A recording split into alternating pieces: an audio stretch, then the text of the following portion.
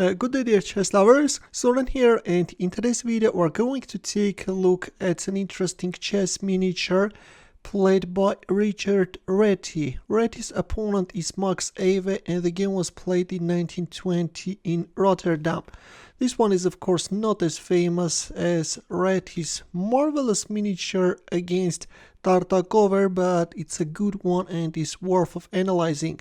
Here is Reti's famous mate against Tartakower. What is strange, such a strong player as Tartakower overlooked this simple combination. The winning move is Queen d8 check. This early queen sacrifice is allowing white to announce a checkmate. All black could do was to accept the queen sacrifice and there followed bishop g5 check. Now if, for example, king e8, then rook d8 checkmate will follow, opera mate is on the board. In the game we see king c7 and white announced a checkmate by playing bishop d8. This mating pattern now known as Reti's mate. Thank you Soren for the analysis, and now we're good to go with this game which Reti opened up with d4. The future world chess champion answered with f5. Black goes for Dutch defense and we have the aggressive Staunton Gambit. White wants to make use of the fact that with his first move black weakened his king side and goes for e4, goes for a pawn sacrifice, thus opening up the queen's diagonal and heading for a quick development. Bishop g5 g6, f3, e takes f3, knight takes f3, bishop g7, bishop d3 and c5. Better is playing d5.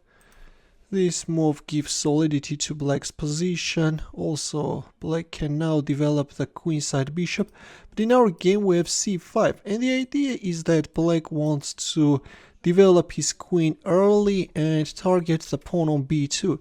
At the same time black is like acting against white's castling kingside, right?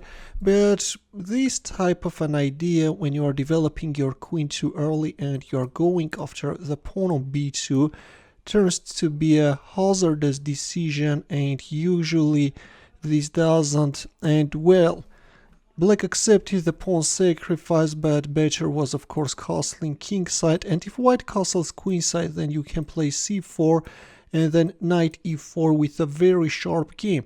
But in our game we have queen takes b2, and now let's see what's the problem with it. There comes rook b1 and knight takes d5.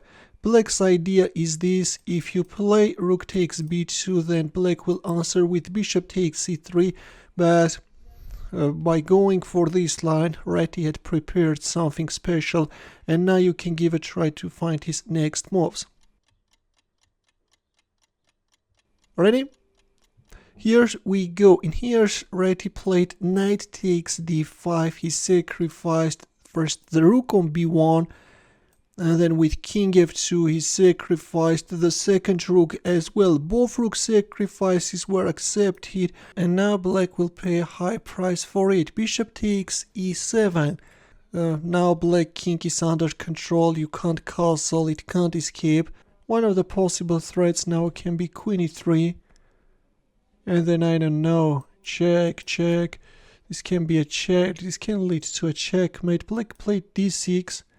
And there comes bishop takes d6, knight c6, bishop b5.